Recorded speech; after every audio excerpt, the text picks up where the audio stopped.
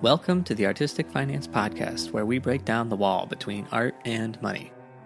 If you're here looking for how to be an artist and financially sustain a career, you're in the right place. Keep listening and join us as we learn about artists and how they make money work for them. Hello everyone, this is your host, Ethan Steimel, here for episode 46. Today's episode is part of our Connecting Cultures series. We conduct this interview in English, and we follow it up with an interview in Spanish, which is our guest's first language. Our guest is magician Sonia Benito. Originating from Spain, Sonia is now based in London, bringing something new to the London magic scene. As a creative, she blurs the line between classic and modern magic techniques with unique movement patterns. Her clients include Nike, Samsung, and Rihanna. Check her out for a unique blend of magic and dance, including close-up magic, stage, film, TV performance, and movement/magic choreography. Before we start, I want to give a special thank you to my Patreon patrons. Patrons get the shows early and with bonus content. If you want to support me and the show, do that at patreon.com/artisticfinance. Links to everything we talk about are in the show notes and on our website, artisticfinance.com. Without further ado, let's get to our interview. Welcome, Sonia Benito, to the podcast. Hello. We are recording this on March 5th, 2021, so we're amidst the COVID-19 pandemic, and we're also amidst a Black Lives Matter slow burn in the United States, but also across the entire world. Mm-hmm. So, Sonia, how did you get into magic and dancing, and where are you now in your career? So I started dancing when I was 6 years old, and basically I started dancing ballet. My mom literally put me to dance because she liked it. And also I was walking with one of my foot like in just a little bit. So it's like, okay, we're going to correct that, And then I used to hate it. And then later on, I loved it. Loved it. I don't know. It went to my mind. I was like, I want to dance. Like I want to do this professionally. When I was like 15, 16, I could travel to the cities around Spain, and I could travel as well to Madrid. And I was taking workshops from people from America. So like a really good choreographers. So I discovered hip hop, like proper hip hop. They used to call it street dance. And that wasn't even like nothing about hip hop. Anyway. So yeah, when I was in Madrid, I met some people that knew London and all the opportunities. One of my friends told me, "Oh, you should go to London." And I was like, well, why not? In Madrid, I was living in a residency. So but the same amount of money that my parents were helping me, obviously, paying for that, for the residency, to live there. So I'm like, I can spend that money, live in London. So that's what I did. I just literally went for a week to London just to check how would it be, like how the classes are, just to make sure I like it. And I loved it and I stayed there for 10 years. I moved when I was 19. I didn't speak any English at all. So it was a challenge. But again, I think it's because I was so excited about learning how to dance, to be able to do anything I wanted in just one city. Because when I'm from Palencia, and it's a very small city. It was just one school, but dance school. And that's where I was learning ballet through the Royal Academy of Dance, even though like an English person was coming to do the exams. And I was like, oh, wow, an English person. You could not see anyone in Palencia, like not English, nothing apart from Spanish people. Yeah. And in magic, I started when I was 14, 13. I went to the city next to mine, which is Valladolid, and they were running a magic convention every summer. So I saw Jorge Blass, which is a very famous guy in Spain, and he was doing a dove act, and I fell in love with it. I love animals, so I was like, oh my God, I want to do that. I want to be him. In there as well, it was like a few shops where I could buy some magic, and also my dad loves magic. He doesn't do any magic, but he loves it.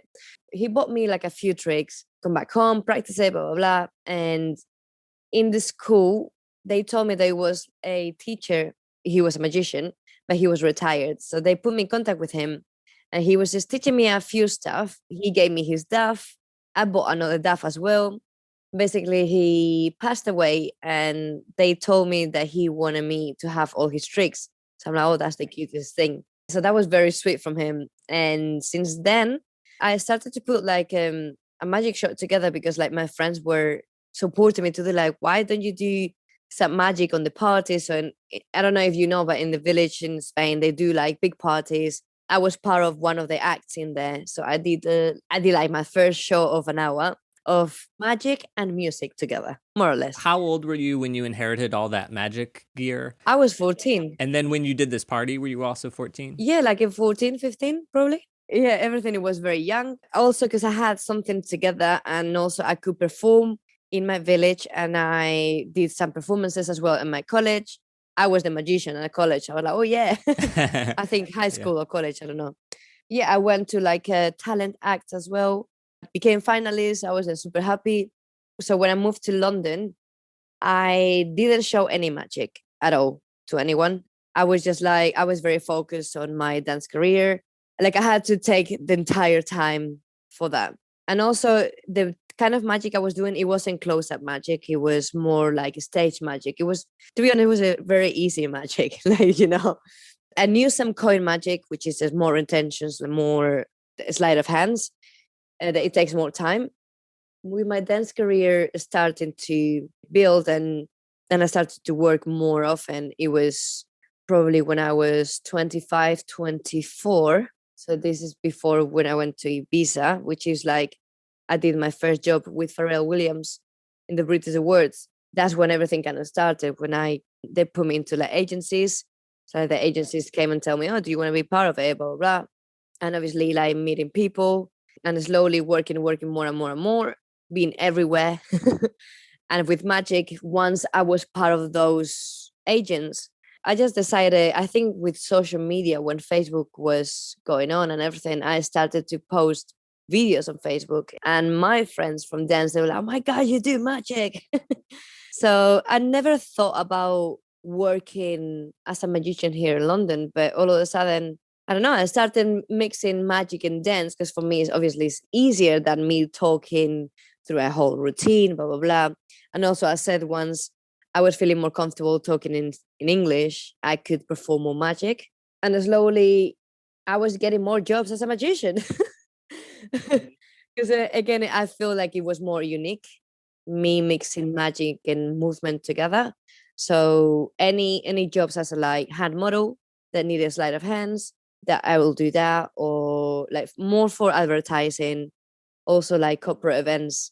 But basically, my career as a magician kind of exploded 4 years ago. Amazing. Everybody should check it out if they haven't seen any of your stuff because, yeah, the combination of dance and movement makes you unique. Because I think like Darren Brown, part of his appeal is like the way he talks. Mm-hmm. For you, it's choreography and your movement. That's what like is your signature that makes you just different than a lot of others. Yeah, like I love everything visual, and this is true because I struggle. I just struggle to expressing myself, and I'm like, why do I struggle so much? And then I'm like, of course, because you dedicated your entire life to dancing. I didn't go to university, so I didn't have to present anything, talking or whatever. So I'm like, anytime I have to now do something, do some magic for like stage, I'm like, oh my God, I'm freaking out because obviously I have to create a script and it's completely different story than what I do. For close-up magic is different when do like a walkabout.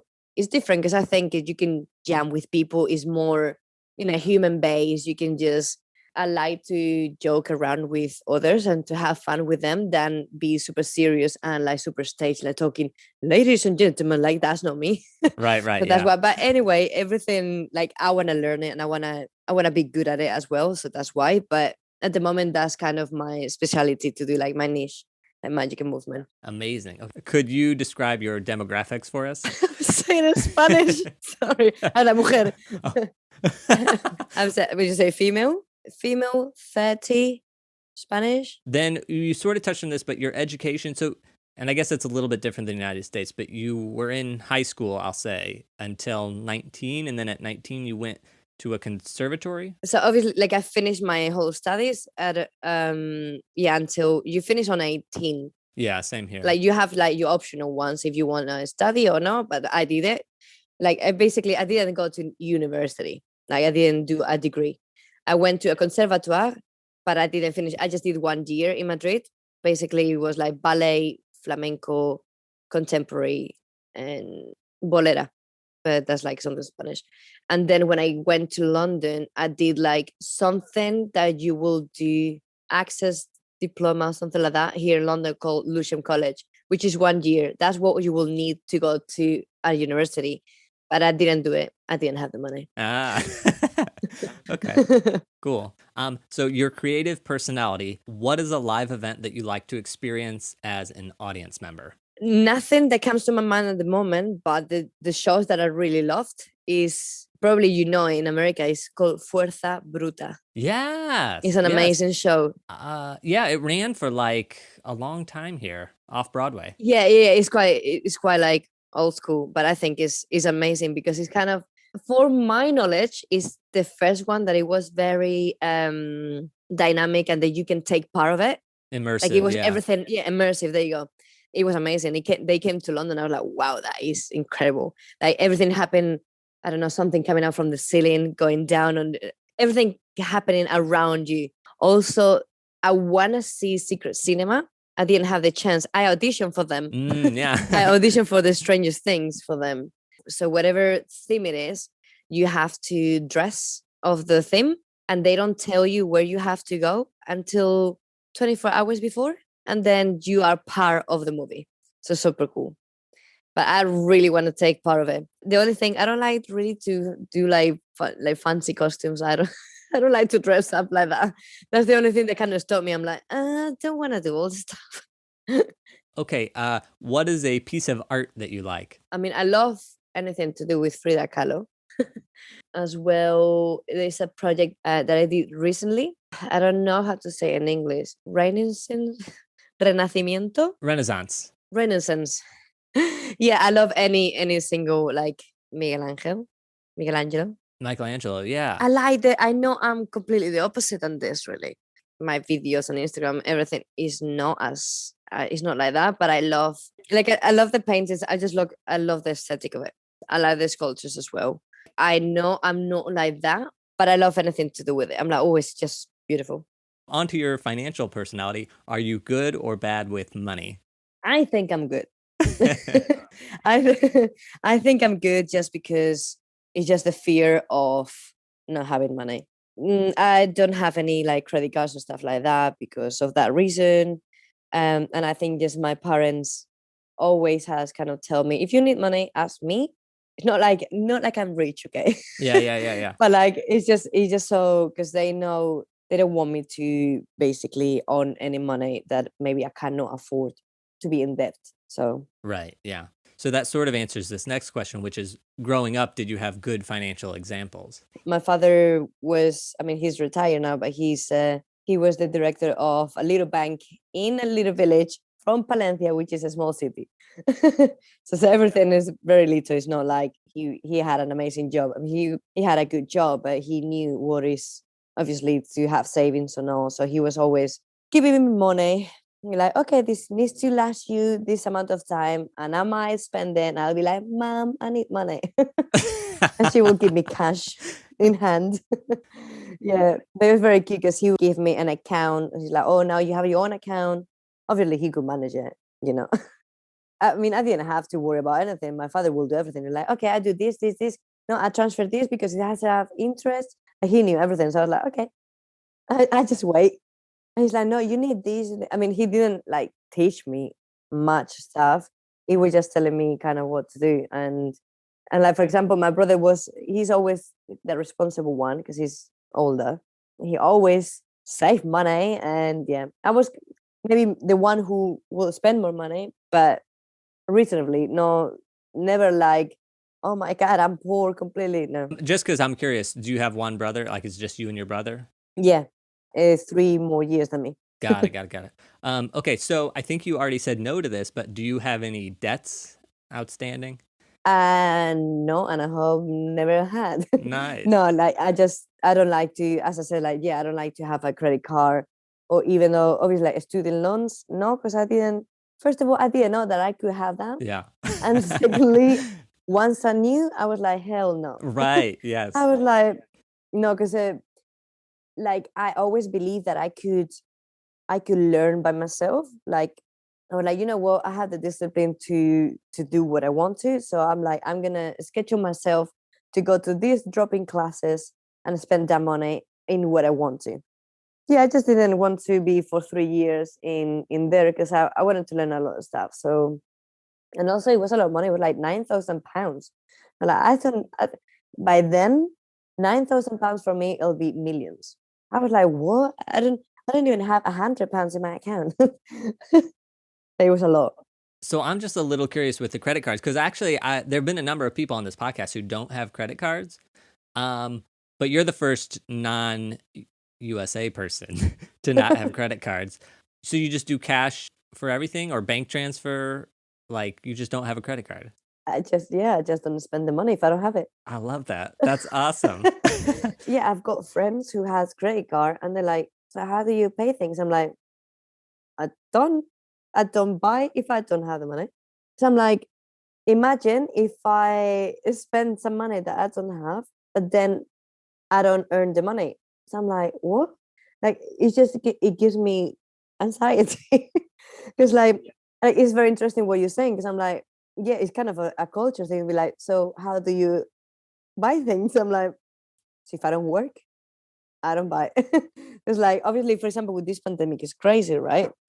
With this pandemic, I had to kind of ask money with my parents, which is very embarrassing, but it's very bad for everyone. And obviously like government help and benefits and things like that.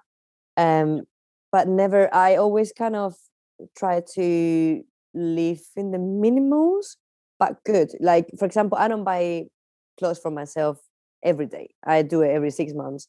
I rather to buy good clothes that, like for example, shitty clothes that goes bad. So just to make sure, again, for example, as a dancer, you make sure you have to look good. So you kind of have to invest a little bit more on those things.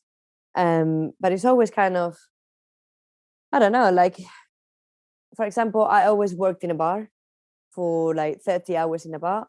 And then I had a little gigs, that'll be cash in hand. So obviously you don't have to declare that. But here in London, when you're self-employed, if you don't earn such amount of money as a self-employed, you don't have to pay taxes. So by then I didn't have to pay as much taxes. So it was not a thing. Now that I work more often, obviously that I work as a magician, as a dancer as well, now it's different. Now whatever I buy, it goes for expenses. So it's good. Anything for my clothes, I'm like, oh, that's for my show. Or magic, oh, this is for my show too. Anything in is expense, so it's very good. But yeah, no, it scares me the credit card. I think it's good if you're for like for your credit things, like if you want to have a mortgage, it's good, right? So maybe I will have to do that. Yeah. But I've learned from talking to people on this podcast is that if you don't have a credit card, you can build credit in like 6 months or a year. So if you want to buy a house, well, first of all, if you have cash, you can just buy it. Yeah. But if you don't and you're like, I don't have any credit. So what you do is you like find a credit card company and you give them $1,000. And then they say, okay, so you have $1,000 credit limit. It's called secured credit. And then you hold that for 6 months. And then at the 6 months, if you've done everything right, AKA not spend a bunch of money, they give you the $1,000 back and you now have good credit. Oh. So it's like as simple. I mean, I'm no expert and talk to your dad. I mean, I don't know. I mean, he knows whatever is in Spain, though. It might work differently here. Sometimes people are like, well, but you need good credit. And it's like, you don't really. Like, and if you do need it, you'll figure out how to get it. Yeah, I guess if, I don't know, like whatever you're gonna spend, you do on your credit card, but then you put it back. I don't know. For me, it just give me a headache. I'm like, what? I'm like, wait, and I have to remember to put it back. I'm like, imagine if I got the money, but I forget about it. Nah. No, I think maybe once I have like more savings than what I have now and looking for a mortgage, I think that's something that obviously you want to look at. for the future. Hell yeah. I think it's also really good that you don't have one and you're just like, well, if I have money, then I can spend it. And I think that's really good because I was reading like steps to get financially secure. And there's somebody who says, okay, well, if you're living paycheck to paycheck, save up enough money so that way you're 1 month ahead. So that like when you get a paycheck, that money then sits there for a month because you're using the money you already had. So like you're not relying on the paycheck coming in. And I feel like with you and the credit card thing, it's like, yeah, I'm only going to use the money that I already have in here, not the money that's like doesn't exist. Yeah, kind of for me is basically I put it all in the savings and I just transfer whatever I might need for the day or for the next day. But obviously make sure that the job that I am in is gonna pay my rent. And then but I don't yeah, I don't know. If I don't need a coffee, I just get a coffee from home. Like it's no and I'm no I think the culture, for example, in London, at least what I do, in Spain, you do more social life, but in here, I mean, not now, forget about now, but normal life, like I don't, yeah, I go out, but I kind of, for example, with my girlfriend, we split things, so it's even cheaper. So if we want to eat something, everything splits. So like, oh, cheaper. I'm thinking the answer to this is no, but do you worry or think about money on a daily basis? Now, yes, before no. So I say now in the pandemic, yes. Before the pandemic, no. It's just because I lost a lot of money, obviously, and like all my savings went because the pandemic. Because obviously I had no work, and I had to raise my savings because the benefits were not enough here. So and I had no work. I had basically like 5 months of work an entire year. Hopefully, my year before it was very good, like super good, my best year in my entire life. The thing is, I had to pay a lot of taxes. The money that I saved for the taxes, it was less than what I expected. So it was more than what I expected. So I was like, oh. So yeah, I lost a lot of money this year. So I'm freaking out. But again, for example, even though I'll be like, okay, I still have savings, but not the entire savings that I had before. But we at home, we're not spending money. So like I'm not worrying because I don't have to do normal life. Just food and bills. As long as I have for that, I'm fine. Have you used a budget throughout your life? No. If I have a good job and I have a lot of money, I'll be like, ooh, I can buy now a computer. But if I set myself a goal, I stress myself if I don't get it. Oh my God, I need to get this money for this. I never did it. Even though like these people that is like they're gonna put some cash and with that cash they go for holidays. We want to do it now with my partner, but never in my life did it. I'm like, if I don't have the money, I don't go. It's really disappointing. Imagine if that job doesn't happen. Imagine you don't get that. No, it's very disappointing. So I'd rather to live the life that I have at the moment and live happier. I agree. It's like if you're a freelancer and you go job to job, it's one thing. If you have a steady job where it's like, I always know this money, then you can budget a little better because you're like, well, I know that I'll put $100 from every paycheck into there. But if you don't know when your paychecks are coming, it just makes it harder. Yeah, even though, like for example, because I teach spinning, so that can be my stable income. But anyway, it's not as stable because they can take your classes anytime they want to. For me, nothing really is stable because you can just get tired and be like, bye, or they can just fire you, or I don't know, like something can just happen and you never know. But obviously, yeah, like I can be like, cool, so I feel good because I know I can pay my rent because I got a job. That's the good thing. Yeah, I'm self-employed, but self-employed as well with the spinning. But I know I got stability every month. That's why I'm not worrying about money. That's why. Yeah, I don't think I could do it. If I don't have something stable, I think I'll be freaking out every time. I'll be like, oh my God, I don't have like for me, I have to be fine with myself with like I can pay my rent and my bills. The rest I can work it out. Like food, you can always, I don't know. You can work it out differently. I like it. What is the best financial decision that you've ever made? I think it's coming to London because I believe finance is studies, is opportunities, and is life.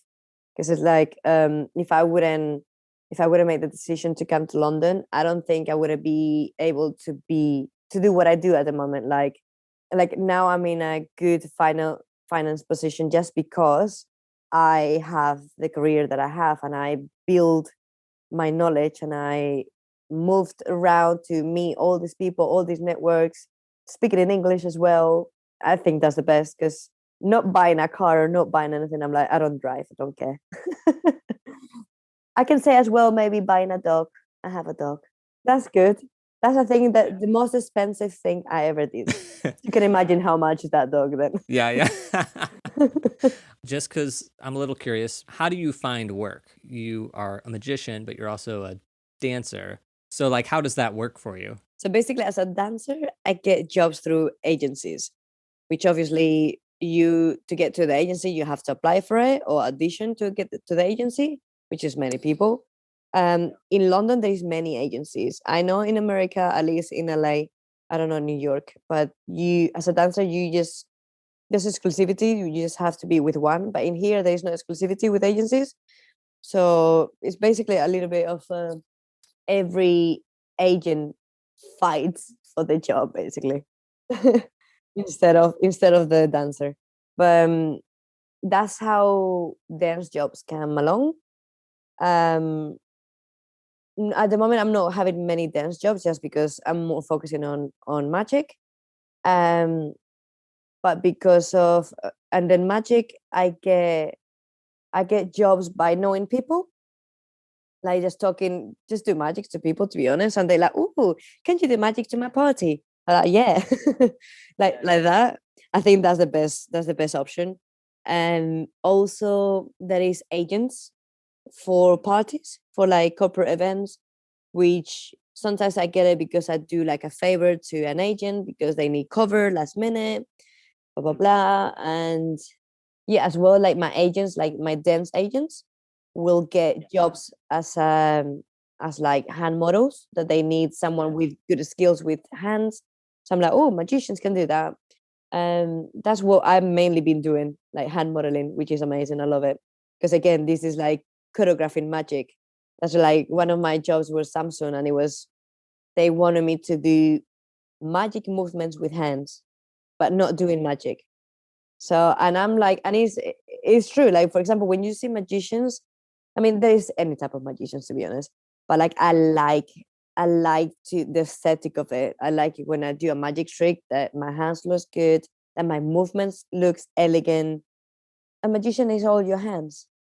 That's kind of I get it through agencies, and now recently I signed out with a manager, which she was my agent before, but it's because I had some situations before in the past, like recently, that some people wanted me to do some TV shows or whatever, and you need a manager for those things because it can be people stealing ideas, I mean, like random stuff. So you need to cover yourself, and you want to use maybe management at least so they can deal with it. So the management, that's for magic, right? Yeah, management just for magic. But do they handle like your contracts, like your money? Like, is that part of their job too? Yeah, like they will have all the difficult conversations with the client, basically, and I just do the job. And if I don't agree with something, I'll talk to the management and I'll say, hey, I don't like this. She will help me with, I say like, okay, I want to work maybe more in this side, what shall we do, or like have meetings that way.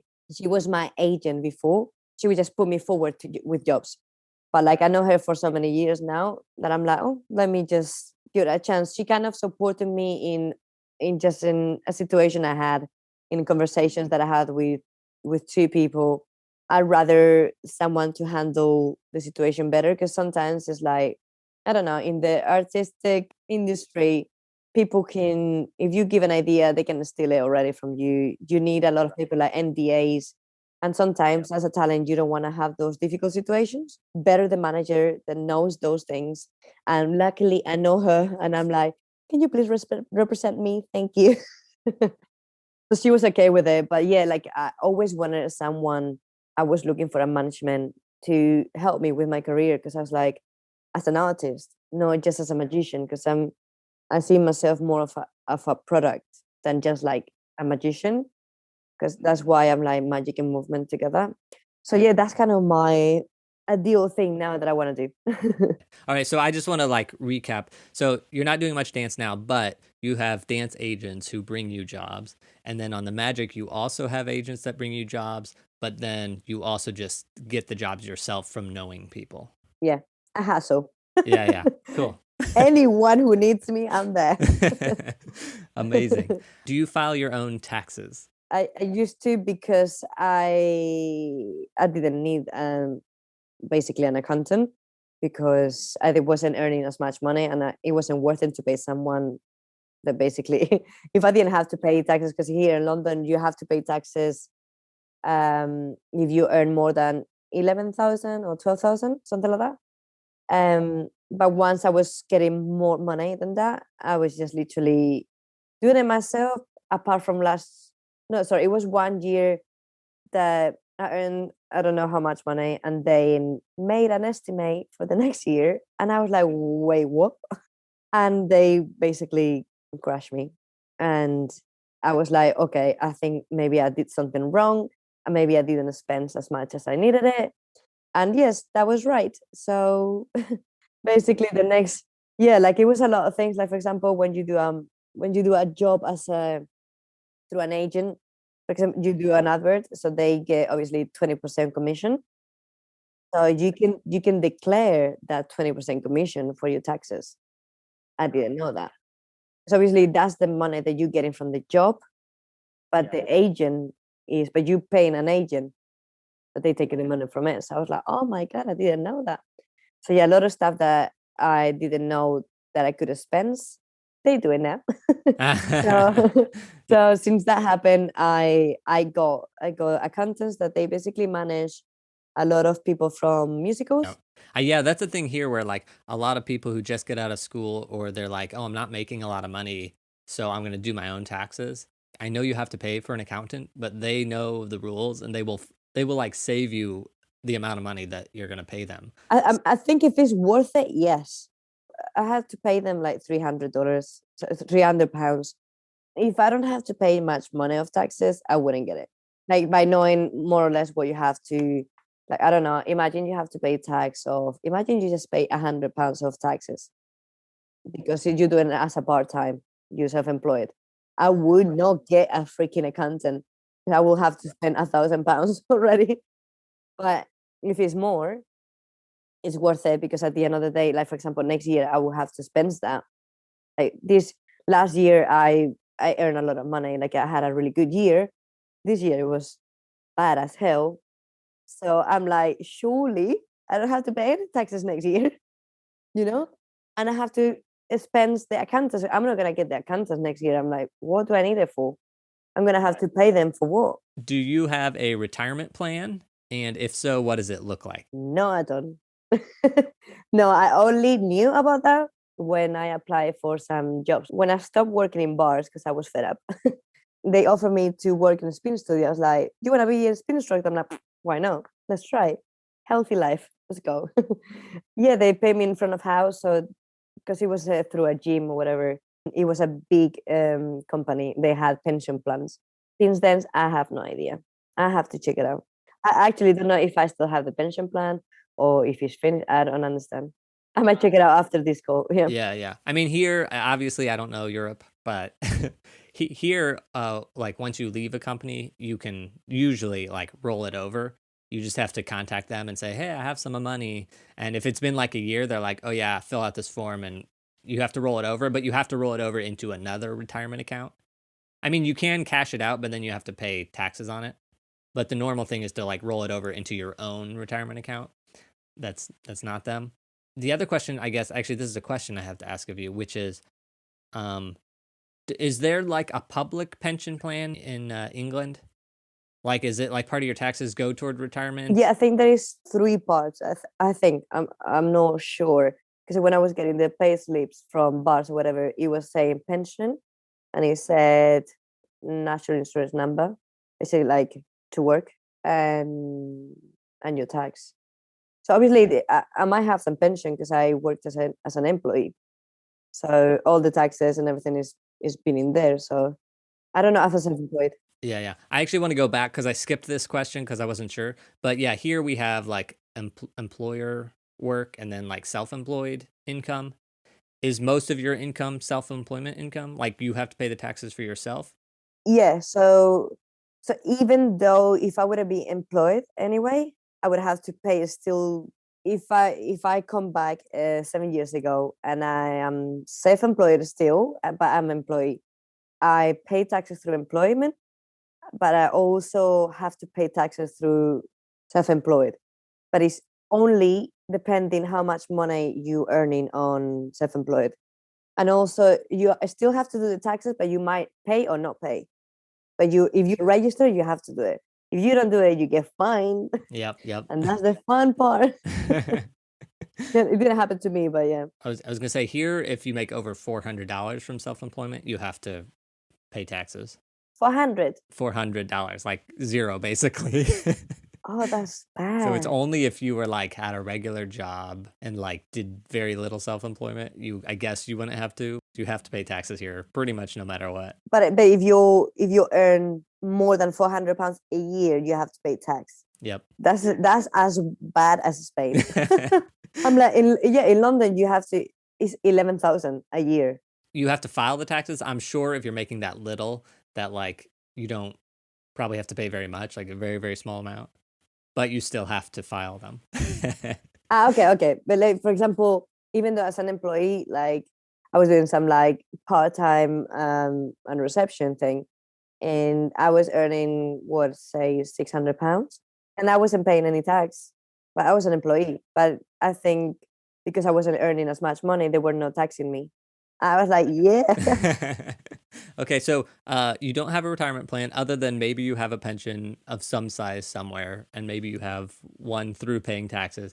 But outside of that, do you invest in anything? Like, do you own property or invest in gold or anything like that, or stocks? No, there's one thing that because of the pandemic, the studio where I work, they offer us shares because I didn't have to buy it. They basically paying us on shares.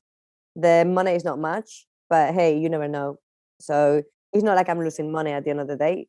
They give it to us. They could just not pay us. So I was like, okay, I'll take that.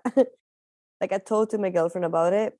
I was like, if we could have more money, obviously if this pandemic wouldn't happen, we wanted to do like maybe some investment in like maybe buying a house in Spain and do that, like for example, rent it so it gets paid and then we have it, something like that.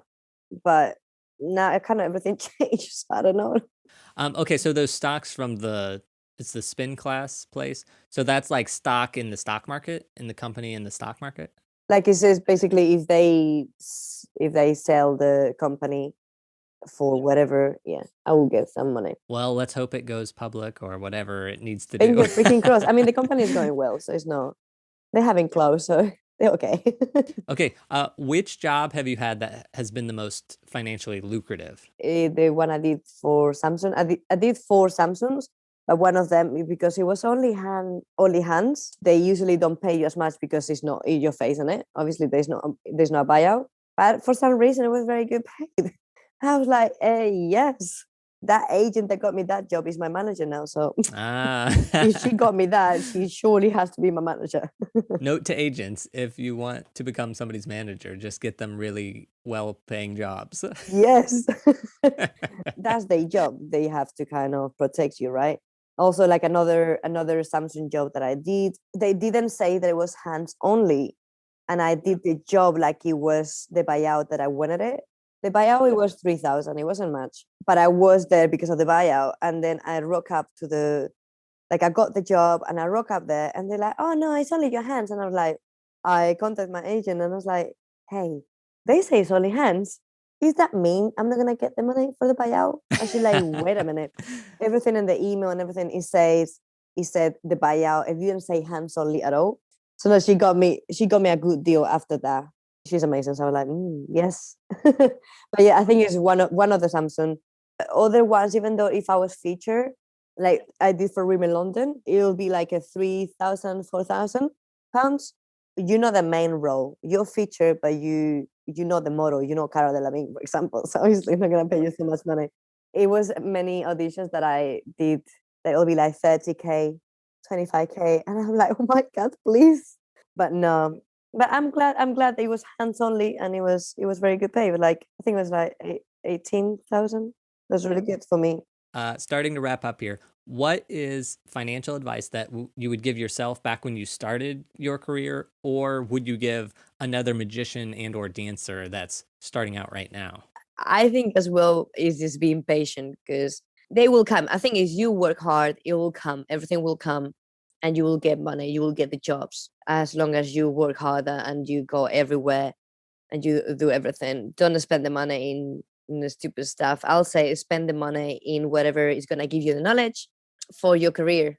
If you spend the money, I don't know, in going out and then you can't, as a dancer, for example, you can't go to class because you spent the last night, that's gonna make you worse than someone else, and that person's gonna get the job and you won't get it. So Yeah. everything is spiral. Yep. I love it. What can you and I do to stress the importance of finance and saving to our fellow artists? If you don't have the money for it, don't go. Don't have credit cards. If you're gonna get shit jobs all the time, you're gonna get tired and you overworked for very little money. If you want to, I don't know, if you want to be a dancer, whatever, work in something else apart from what you do to get your money. So then you're even more excited to do what you want to. So you're like, yes, I can have this money now and I can spend it whatever I want to. And also I'm getting jobs as a dancer or as a magician or whatever. That's awesome. I actually love that. Okay, so final questions here. What separates those that become full-time artists or do art full-time from those that either never try to become an artist or who do it for a while and then transition and go do something else? I think the people who does it part time, they might take it more as a hobby. So they take, because it's like less pressure of getting money out of it. Because once you do it full time, because obviously the jobs are they're not constant all the time, right? I mean, if you have a tour, yeah, I don't know. Like for example, tours you have stuff for 6 months, and then later it's like, oh, what's next? And then it's like, oh, I don't have money or whatever. I don't know. But if you have it kind of as a like on the side, you're not stressing now of not earning money from from your hobby or from your art. That's kind of I never took the risk to be like I'm full-time magician. For example, in this pandemic, now I'll be like, I need to earn money. I have to do Zoom shows. I do not enjoy Zoom shows. I know that it's pressure everywhere, and I know, oh, you can't handle pressure while you're here. No, it's not that. It's like I don't think you can push creativity. Magician is more of a creator. You create your show. It's not like when you get a dance job, you follow someone, you work with a team. But when you maybe just a magician that wants to create your show, it's more like a entrepreneur. How you say it? Oh, entrepreneur? Yeah, Entrepreneur, yeah. yeah. So you're more of that. As a dancer, is no, yes and no. Depends if you're teaching. Maybe yes, you have to kind of find schools to teach or whatever. But like for example, as a magician, I do not enjoy teaching. I think you have to be different. Like I respect a lot, like teaching wise. So different thing is to be a magician and a performer than being a teacher and a magician, like magician teaching whatever. And someone who leave and do something else, I think is okay because sometimes taste changes, right? Like you might like coffee, and in 5 years you might hate it. As long as you enjoy 100% what you've done, amazing. And also you will never grow. You might get tired. Like I think sometimes like these kids when they get famous very quick, they just had everything very quick. They're like, what else can I do? I mean, it's depending if it's just like what they do as a hobby and I'm tired and do something else. That's different. But I'm like, I don't know. Like for example, for me, like I've danced. I could have done more and I could have continued. But I think for me it's more important now to focus more on my career as a magician and movement as well. But like more magician than dance for my age. And as well for experience. I like to do that. It's not like, oh, you're not a dancer anymore. No, I think dance stays with you your entire life. So Where can people find out more about you? you can find me on Instagram, mainly on Sonia Benito. Also, if you want to see my credits, like my work and videos or something, just my website, soniabenito.com. And my YouTube channel, which is Behind the Magic, but it's Sonia Benito. You just go Sonia Benito. find it as well. Everything the same. My YouTube channel is more about basically to get to know me better. Because if you see my Instagram, you might have a different opinion than when you see me on YouTube. You just see me talking to the camera, blah, blah, blah, and just saying things about life, really. Yeah.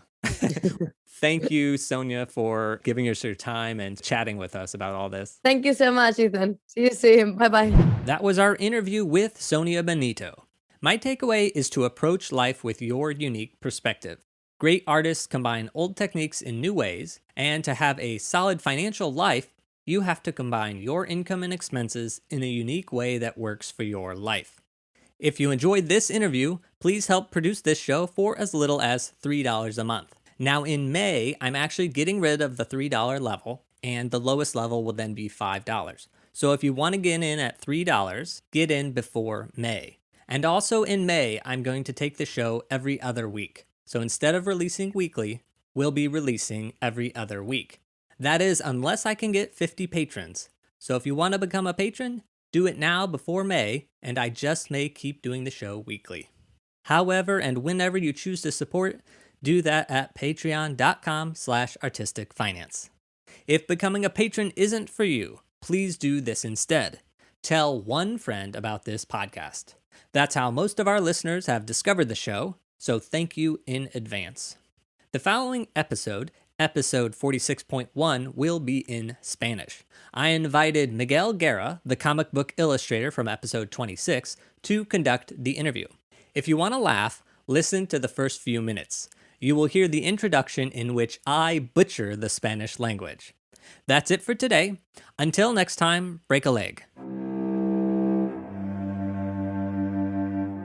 Thank you for listening to Artistic Finance. Find more information on our website, artisticfinance.com. Please subscribe to our podcast and please leave a rating and review. Artistic Finance is produced in New York City by Nicole and Ethan Steimel. Producing consultant Ann Nygren Doherty. Graphics and website by Josh Cutler. Music by Chang Liu.